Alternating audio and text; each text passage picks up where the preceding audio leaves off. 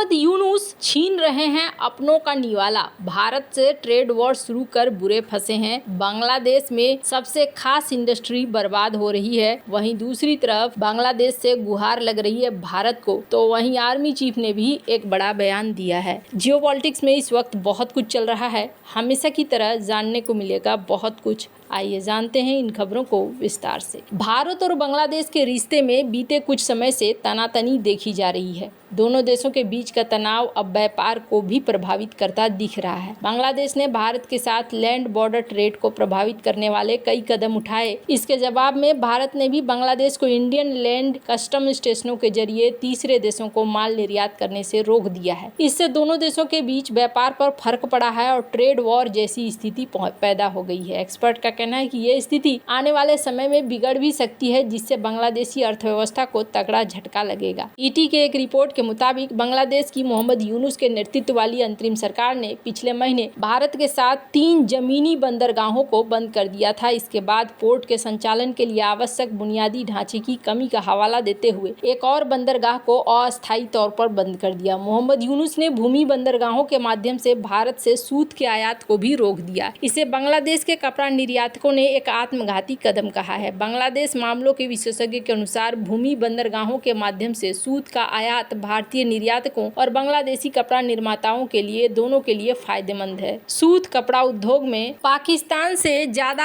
आयात का रास्ता खोलने के लिए यूनुस सरकार ने भारत के साथ सूत व्यापार रोका है। पाकिस्तान की कीमतें भारत जितनी प्रतिस्पर्धी नहीं है, ऐसे में यह निर्णय बांग्लादेश में छोटे और मध्यम स्तर के उद्यमों को भारी नुकसान कर सकता है। बांग्लादेशी अर्थव्यवस्था के विशेषज्ञों का कहना है कि जब दोनों देश मौजूदा भूमि बंदरगाहों को बेहतर लॉजिस्टिक में सुधार की कोशिश कर रहे हैं, तो भूमि बंदरगाहों को बंद करना गलत है। भारत ने भी मंगलवार को एक महत्वपूर्ण ट्रांसशिपमेंट फैसिलिटी को रद्द कर दिया और ये भारत की तरफ से उठाया गया एक ऐसा कदम है जिसको देखते हुए लग रहा है कि बांग्लादेश के अंदर हलचल भी मची हुई है और बांग्लादेश इसे हल भी करना चाहता है। स्क्रीन पर एक आर्टिकल देख सकते हैं जिसमें ये कहा जा रहा है कि भारत से गुहार लगाई जा रही है कि आप इस मामले में हमारी मदद करो और जो ये फैसला लिया गया है, इस फैसले को आप हटा दो, इस फैसले को आप ठीक कर दो। Bangladesh garment manufacturers and export association के पूर्व अध्यक्ष फारूक हसन की भारत से बांग्लादेशी निर्यात के लिए ट्रांसशिपमेंट सेवाओं को बहाल करने की अपील पर प्रकाश डाला गया है। भारत द्वारा 8 अप्रैल 2025 को इन सेवाओं को रद्द करने से बांग्लादेश के परिधान उद्योग, जो देश के 80% से अधिक निर्यात के लिए जिम्मेदार है, इसके माल ढुलाई लागत बढ़ने और समय में देरी की चिंता बढ़ गई है। भारत ने बांग्लादेश को उस ट्रांसशिपमेंट सेवा तक पहुंच रद्द कर दी है जो बांग्लादेशी सामानों, विशेष रूप से परिधानों को भारतीय सीमा के रास्ते सीमा शुल्क स्टेशनों से गुजरकर भारतीय बंदरगाहों और हवाई अड्डों तक ले जाने, वहां से अमेरिका, जर्मनी, यूके जैसे तीसरे देशों में निर्यात करने की अनुमति देता है। जून 2020 में शुरू की गई ये सेवा महामारी के दौरान बांग्लादेश के रेडीमेड गारमेंट के लिए बहुत ही ज्यादा महत्वपूर्ण थी और अब यहाँ पर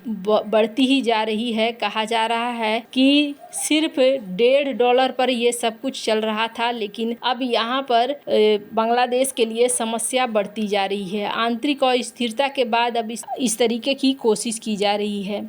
वैसे आपको बता दूं, राना प्लाजा ढहने के बाद जून 2013 में अमेरिका द्वारा बांग्लादेश की generalized system of preferences GSP को निलंबित किया गया था, जिसमें 1134 गारमेंट श्रमिकों की मृत्यु हुई थी। यह घटना बांग्लादेश के परिधान निर्यात को बाधित करती है और वर्तमान ट्रांसशिपमेंट मुद्दे के लिए एक सबक प्रदान करती है। राना प्लाजा आपदा ने बांग्लादेश के आरएमजी उद्योग में असुरक्षित कामकाजी परिस्थितियों का उजागर किया, जिससे वैश्विक जांच शुरू हुई। अमेरिका, जो बांग्लादेशी परिधानों का प्रमुख बाजार था, उसने जीएसपी स्थिति को निलंबित कर दिया, जो कुछ सामानों के लिए शुल्क मुक्त पहुंच प्रदान करता था। ये संकेत देते हुए कि व्यापक व्यापार चिंताएं थी। इस निर्णय का उद्देश्य बांग्लादेश पर श्रम मानकों और कारखाना सुरक्षा में सुधार के लिए दबाव डालना था। निलंबन ने निर्यात विश्वास में अस्थायी कमी लाई, जिसमें डिज्नी जैसे ब्रांड शुरू में बांग्लादेश से बाहर निकल आए। इसने निर्यातकों की लागत को बढ़ा दिया था, क्योंकि उन्हें उच्च जांच और अनुपालन आवश्यकताओं का सामना करना पड़ रहा था। अब देखने को मिल रहा है कि बांग्लादेश में जिस तरीके से बाहरी निर्भरता है उनके कमजोर लॉजिस्टिक को दिखला रहा है। दोनों ही घटनाएं आरएमजी उद्योग की प्रतिस्पर्धा को खतरे में डालती है, जिसमें तत्काल लागत वृद्धि और बाजार हिस्सेदारी के नुकसान को भी आकलन किया जा रहा है। भारत के निर्णय को पूरी तरीके से लॉजिस्टिक बताने से संभावित राजनीतिक मकसद नजरअंदाज हो सकता है। यूनुस का चीन के साथ संपर्क और भारत के पूर्वी राज्यों को भूमिबंद कहने वाला बयान नई दिल्ली को नाराज किया है, जिसमें रद्दीकरण का एक सूक्ष्म फटकार मिला है। वहीं दूसरी तरफ बांग्लादेश के सेना प्रमुख जनरल वाकर उज़्ज़मान ने चटगांव हिल ट्रैक्स में शांति बनाए रखने के लिए सेना की प्रतिबद्धता को दोहराई है। उन्होंने जोर देकर कहा है कि सेना क्षेत्र में शांति और स्थिरता सुनिश्चित करने के लिए हर संभव प्रयास करेगी, जो लंबे समय से जातीय तनाव और संघर्ष सशस्त्र संघर्षों का गढ़ रहा है। ये बयान रूसी युद्धपोतों के चटगांव बंदरगाह पर हाल के आगमन और क्षेत्रीय भू राजनीतिक बदलावों के बीच आया है। और जनरल वाकार उज़्ज़मान ने चटगांव में एक सैन्य समारोह के दौरान कहा है कि बांग्लादेश सेना CHT में शांति स्थापना को अपनी प्राथमिक मानती है। उन्होंने स्थानीय समुदायों के साथ सहयोग और क्षेत्र में विकास परियोजनाओं को बढ़ावा देने की आवश्यकता पर बल दिया। CHT, जो रंगमाटी, खागरागछी और बांदरबान जिलों को शामिल करता है, बांग्लादेश का एक पहाड़ी क्षेत्र है जहां चकमा, मारमा और त्रिपुरा जैसे स्वदेशी समुदाय रहते हैं। ये क्षेत्र 1970 के दशक से ही जातीय समूहों और बांग्लादेश सरकार के बीच तनाव का केंद्र रहा है। विशेष रूप से 1997 के CHT